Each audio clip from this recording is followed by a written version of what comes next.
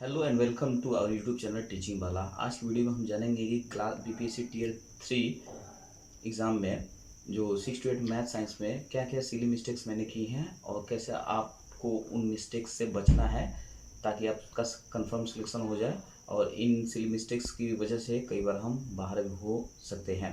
तो चलिए शुरू करते हैं। जीएस पेपर में सबसे पहला सवाल जो है क्वेश्चन नंबर 33। मेरा जो पेपर है कोड है वो बुकलेट सीरीज के है, उसके हिसाब से हम बता रहे हैं, आप लोग उसके अकॉर्डिंग देख लेंगे। के बुकलेट सीरीज है, उसमें क्वेश्चन नंबर 33 जो मैथ का है वो क्वेश्चन देखें। ये क्वेश्चन जो भी मैथ का अच्छे स्टूडेंट है उनसे बनने वाला था, तो ये मेरे से प्रैक्टिस की कमी की वजह से मैं इसे, या एग्ज़ाम प्रेशर कह लीजिए, इसकी वजह से मैं इसे सॉल्व नहीं कर पाया। आगे बढ़ते हैं। क्वेश्चन नंबर 34 जो है, ये क्वेश्चन जो है ये भी करंट अफेयर्स का ये बनने वाला क्वेश्चन था। लैक ऑफ प्रैक्टिस यानी करंट अफेयर्स पे ज़्यादा फोकस ना करने की वजह से ये क्वेश्चन नहीं बन पाया, गलत हो गया, तो इस पर ध्यान देने की ज़रूरत है।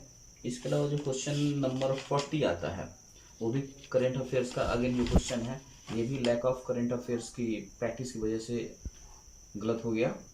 इसीलिए करंट अफेयर्स एक बहुत इंपॉर्टेंट रोल प्ले कर रहा है। अगर एक दो नंबर से भी हम बाहर होते हैं तो उसमें करंट अफेयर्स की बहुत बड़ी भूमिका, हम इसे इग्नोर नहीं कर सकते हैं। जो भी मैथ साइंस वाले स्टूडेंट हैं कृपया इस बात को बहुत अच्छे से समझ लें। 40 मार्क्स का जो जीएस का पेपर है उसमें भी उसको आप बिल्कुल भी हल्के में नहीं ले सकते हैं। जितना आप मैथ साइंस पर ध्यान दे रहे हैं उतना ही इक्वल वेटेज आपको जीएस वाले सेक्शन में भी देना होगा। ठीक है, आगे बढ़ते हैं। नेक्स्ट क्वेश्चन है हमारा 60 क्वेश्चन जो बिहार से रिलेटेड एक जीके का क्वेश्चन था। ये बनना चाहिए था और न बनने के पीछे जो सबसे बड़ा कारण वो ये है प्रैक्टिस की कमी, यानी कि जीएस को हल्के में लेना। अब आते हैं, एक दूसरा क्वेश्चन है 67 नंबर का जो क्वेश्चन है, ये ऑप्शन ई इसका राइट आंसर है। बहुत सारे लोगों ने जो इसका आंसर ए, बी या सी लगाया है, तो कई बार क्या होता है एग्जाम में सबसे बड़ी गड़बड़ी हो जाती है। हम ऑप्शन डी और ई एक बहुत बड़ा गेम चेंजर के रोल में है, तो हमें इस बात का खासा ध्यान रखना है कि जिन प्रश्नों के उत्तर ए भी हो सकते हैं उनका आंसर डी या ई भी हो सकता है। तो इस पे विशेष रूप से डी और ई ऑप्शन पे ध्यान देने की ज़रूरत है, क्योंकि इनके वजह से हमारे 4 से 5 और कई बार तो 8 से 10 नंबर का भी अंतर आ जाता है।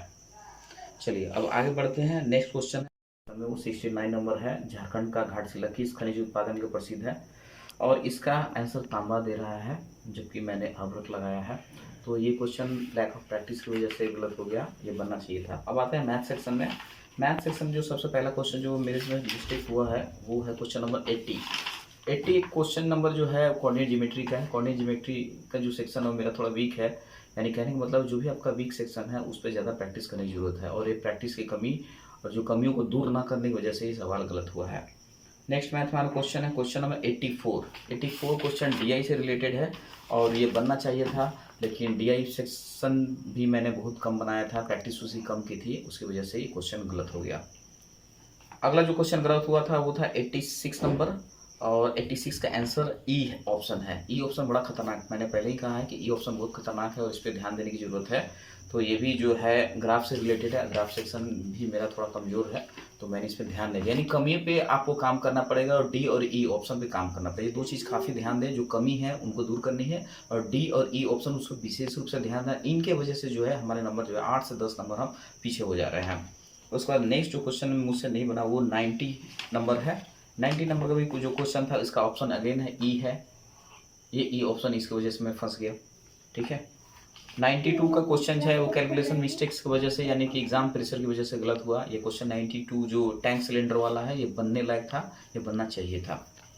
93 अगेन जो कोऑर्डिनेट ज्योमेट्री से रिलेटेड है, मुझसे गलती हुआ, प्रैक्टिस की कमी की वजह से है। तो देखिए जो जो मिस्टेक्स होते हैं मैं साथ साथ बताते चलो, आपको इन पर ध्यान देने की जरूरत है।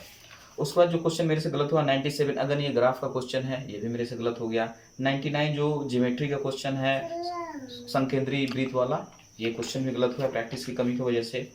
103 नंबर, ये एक इंटरेस्ट से रिलेटेड लाभांश का क्वेश्चन था जिसकी प्रैक्टिस मैंने नहीं की थी, काफ़ी पहले बनाया था, बीच में इसको छोड़ दिया था, जिसकी वजह से गलत हो गया एग्जाम हॉल में।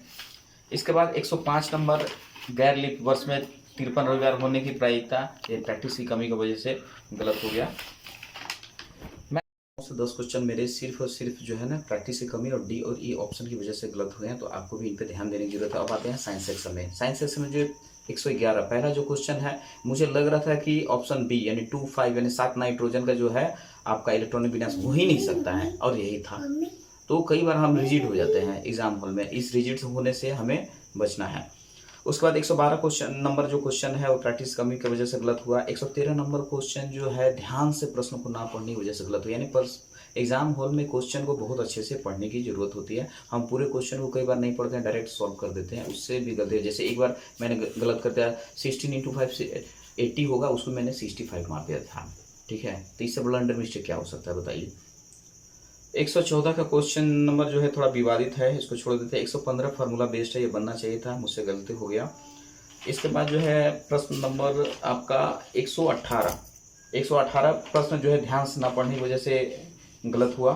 इसके अलावा जो है क्वेश्चन नंबर 118 के बाद आप आ जाते हैं 134 नंबर प्रश्न में। 134 नंबर का भी जो प्रश्न था वो बनना चाहिए था, ध्यान से इसे अगर हम इंग्लिश सेक्शन में देखते हैं तो ये बन जाता हूँ, इसलिए कई बार प्रश्नों का इंग्लिश वाले सेक्शन में भी जब ना बने तो एक बार जरूर देखिए। इसके बाद 136 क्वेश्चन जो कैलकुलेशन बेस्ड था, बनना चाहिए था फार्मूला बेस्ड, नहीं बन पाया एग्जाम प्रेशर की वजह से। उसके बाद 142, अगर इस क्वेश्चन को मैंने इंग्लिश में देख लिया होता, चूंकि यहाँ पे देखिए झिल्ली की बात करते हैं, झिल्ली को मेम्ब्रेन कहते हैं, और ऑप्शन में भी हमारा राइट आंसर प्लाज्मा मेम्ब्रेन है, और उसे हम देख नहीं पाए और इंग्लिश देखते तो ये बन जाता। तो इंग्लिश में भी क्वेश्चन को देखने की जरूरत है। और तो ये थे कुछ साइंस में हमारे 1 2 3 4 5 6 7 8 क्वेश्चन जो है इन सब गलतियों से दूर है। तो आपको जो मेन जो मोटी बातें हैं एग्जाम हॉल में आपको क्या ध्यान रखना है, जो आपको पक्का सिलेक्शन करवाएंगे। पहला तो है करंट अफेयर्स का रिवीजन करके जाना, करंट अफेयर्स का एक भी क्वेश्चन नहीं छूटना चाहिए। दूसरा, एग्जाम हॉल में प्रेशर नहीं लेना, क्योंकि प्रेशर में कई बार हम क्वेश्चन को ध्यान से देख नहीं पाते, उसकी वजह से भी हमारा प्रश्न गलत हमें आंसर लगा के चले आते हैं। तीसरा है सारे ऑप्शंस को बारीकी से देखें, एक भी ऑप्शन को छोड़ना नहीं है, कोई किसी भी ऑप्शन को हल्के में नहीं लेना, ये तो होगा ही नहीं, कई बार क्या होता है वही आंसर सही हो जाता है हमारा। चौथा है आपका ऑप्शन डी ई को अच्छे से देखना है, ठीक है। कई बार जो होता है डी और ई ऑप्शन की वजह से भी हमारा गलत हो जाता है। उसके बाद नेक्स्ट है जो टॉपिक हमारा कमजोर है उस पर ज़्यादा से ज़्यादा प्रैक्टिस करने की जरूरत है, और लैक ऑफ प्रैक्टिस और रिविजन की वजह से भी गलतियाँ होती हैं कुछ। उसके बाद है पॉइंट नंबर 6 कि कुछ प्रश्न फार्मूला बेस्ड होते हैं, उस फार्मूला को हम अच्छे से याद नहीं रखते, उनकी वजह से भी गलतियाँ हो जाती हैं। नेक्स्ट है हमारा पॉइंट कि कुछ कॉमन बेस्ड पे होते हैं, उस समय एग्जाम हॉल में दिमाग काम नहीं करता, हम शांत नहीं होते हैं, इसकी वजह से हमसे गलतियां होती है। OMR आंसर शीट जो है आपका आधा घंटे पहले तक आप कर लीजिए, ठीक है, और जो प्रश्न नहीं बने उनको छोड़ दीजिए, ठीक है, उनको बाकी जो बचे हुए समय उनमें उनको सॉल्व करने की कोशिश कीजिए। और उसके बाद जो है नेक्स्ट है कि एग्जाम हॉल में क्वेश्चन को बहुत ध्यान से पढ़िए। और लास्ट ऑप्शन, एग्जाम हॉल जहाँ आपका सेंटर दिया है वहाँ जो है आप एक दिन पहले पहुँच जाए, रात को प्रॉपर नींद ले, अगर रुकने का कोई रिलेटिव हो वहाँ रुके, नहीं तो होटल वगैरह में रुक जाए। कई बार क्या होता है कि हम एग्जाम के ही दिन वहाँ पे पहुँच जाते हैं कि भाई 1 घंटे का रास्ता है, चले जाते हैं, हमारी नींद खराब हो जाती है, और नींद खराब होने की वजह से भी हमसे 1-2 क्वेश्चन तो जरूर गलत हो जाते हैं। और इसके 1-2 क्वेश्चन कितना भारी पड़ता है ये बताने की जरूरत नहीं है, कई बार हम 1-2 नंबर से ही बाहर हो जाते हैं।